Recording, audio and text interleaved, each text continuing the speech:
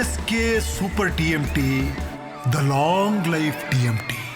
ಗದಗ ಜಿಲ್ಲೆಯ ಲಕ್ಕುಂಡಿಯಲ್ಲಿ ನಡೀತಾ ಇರುವ ಶೋಧ ಕಾರ್ಯ ಮುಂದುವರೆದಿದೆ. 12ನೇ ದಿನದ ಉತ್ಖನನ ಸಂದರ್ಭದಲ್ಲಿ ಇವತ್ತೊಂದು ಅಚ್ಚರಿಯ ರೀತಿಯಲ್ಲಿ ಶಿಲೆ ಪತ್ತೆಯಾಗಿದೆ. ಅಪರೂಪದ 3 ಎಡೆಯ ನಾಗಶಿಲೆ ಇದಾಗಿದೆ.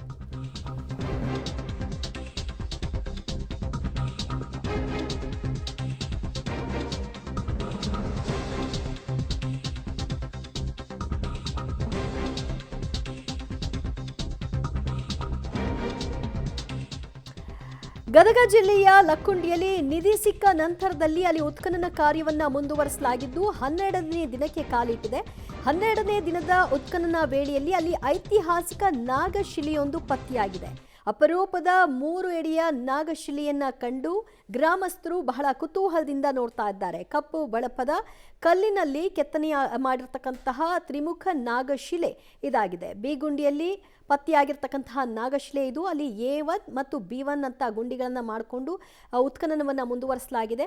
ಈ ಹಂತದಲ್ಲಿ B1 ಗುಂಡಿಯಲ್ಲಿ ಸಿಕ್ಕಿರ್ತಕ್ಕಂತಹ ನಾಗಶಿಲೆಯ ಒಂದು ಬಂಡೆ ತೀವ್ರ ಕುತೂಹಲಕ್ಕೆ ಕಾರಣವಾಗಿದೆ. ತ್ರಿಮುಖ ನಾಗಶಿಲೆ ಸದ್ಯ ಇದನ್ನು ಕೂಡ ಈಗ ಪ್ರಾಚ್ಯವಸ್ತು ಇಲಾಖೆಯ ಅಧಿಕಾರಿಗಳು ತೆಗೆದುಕೊಂಡು ಹೋಗಿ ಅದನ್ನು ಮುಂದುವರೆದಂತೆ ಅಧ್ಯಯನವನ್ನು ಕಂಟಿನ್ಯೂ ಮಾಡ್ತಾರೆ. ಐತಿಹಾಸಿಕ ಸ್ಥಳ ಗದಗ ಜಿಲ್ಲೆಯ ಲಕ್ಕುಂಡಿ. ಇದು ಶಿಲ್ಪಕಲೆಯ ತೊಟ್ಟಿಲು ಅನ್ನೋದಕ್ಕೆ ಇಲ್ಲಿ ಸಾಕಷ್ಟು ನಿದರ್ಶನಗಳು ಸಹ ಇವೆ. ಇವತ್ತು 12ನೇ ದಿನದ ಉತ್ಖನನ ಕಾರ್ಯ ಸಂದರ್ಭದಲ್ಲಿ ಅಪರೂಪದ ಒಂದು ನಾಗಮೂರ್ತಿ ಶಿಲೆ ಸಹ ಸಿಕ್ಕಿರುವಂಥದ್ದು. ಆ ದೃಶ್ಯವನ್ನು ನಾನು ನಿಮಗೆ ತೋರಿಸ್ತಾ ಇದ್ದೀನಿ. ನಮ್ಮ ಒಂದು ಹಿಂಭಾಗದಲ್ಲಿ ನೋಡ್ತಿರ್ಬೋದು, ಇಲ್ಲಿ ಒಂದು ಶ್ರೀ ಕೋಟೆ ವೀರಭದ್ರೇಶ್ವರ ದೇವಸ್ಥಾನದ ಅಂಗಳದಲ್ಲಿ ಉತ್ಖನನ ನಡೀತಾ ಇದೆ. ಸುಮಾರು 12 ದಿನಗಳಿಂದ ನಿರಂತರವಾಗಿ ಉತ್ಖನನ ಕಾರ್ಯ ನಡೀತಾ ಇದೆ. ಇಲ್ಲಿ ಪ್ರತಿನಿತ್ಯ ಒಂದಲ್ಲ ಒಂದು ಅವಶೇಷಗಳು ಇಲ್ಲಿ ಪತ್ತೆ ಆಗ್ತಾನೆ ಇದೆ. ಅದು ಇಂದು ನಿನ್ನೆದಲ್ಲ, ಸುಮಾರು ಸಾವಿರಾರು ವರ್ಷಗಳ ಹಿಂದಿನ ಒಂದು ಇತಿಹಾಸ ಹೇಳುವಂತಹ ಒಂದಿಷ್ಟು ಪ್ರಾಚೀನ ಕಾಲದ ಶಿಲೆಗಳು ಸಹ ಸಿಗ್ತವೆ. ಅದೇ ರೀತಿಯಾಗಿ ಇವತ್ತು ಬಿ ಗುಂಡಿ ಎನ್ನುವಂತಹ ಒಂದು ಗುಂಡಿಯಲ್ಲಿ ಉತ್ಖನನ ಸಂದರ್ಭದಲ್ಲಿ ಒಂದು ತ್ರಿಮೂರ್ತಿಯ ಒಂದು ನಾಗರ ಶಿಲೆ ಸಹ ಸಿಕ್ಕಿರುವಂಥದ್ದು. ಇಲ್ಲಿ ಸಾಕಷ್ಟು ನಾಗರ ಶಿಲೆಗಳು ಸಿಗ್ತಾ ಇರೋದನ್ನು ನೋಡಿದ್ರೆ ಇಲ್ಲಿ ನಿಧಿ ಇತ್ತು, ಸಂಪತ್ತಿತ್ತು ಎನ್ನುವುದಕ್ಕೆ ಇದು ಕೂಡ ಒಂದು ನಿದರ್ಶನ ಅಂತಲೇ ಹೇಳ್ಬೇಕು. ಯಾಕೆಂದರೆ ಎಲ್ಲಿ ಸಂಪತ್ತಿರುತ್ತೆ, ಎಲ್ಲಿ ನಿಧಿ ಇರುತ್ತೆ, ಆ ನಿಧಿಯ ಕಾವಲಾಗಿ ಒಂದು ನಾಗ ಇರುತ್ತೆ, ಸರ್ಪ ಇರುತ್ತೆ, ಘಟಸರ್ಪ ಇರುತ್ತೆ ಅನ್ನುವಂಥದ್ದು. ಹಾಗಾಗಿ ಅವುಗಳಲ್ಲಿ ತ್ರಿಮುಖಿ ನಾಗ, ಪಂಚಮುಖಿ ನಾಗ, ಸಪ್ತಮುಖಿ ನಾಗ ಅನ್ನುವಂತಹ ಒಂದಿಷ್ಟು 3 ಮುಖ ಮತ್ತು 5 ಮುಖ 7 ಮುಖ ಹೆಡೆಗಳುಳ್ಳಂತಹ ಒಂದಿಷ್ಟು ನಾಗರ ಶಿಲೆಗಳಿರುತ್ತೆ.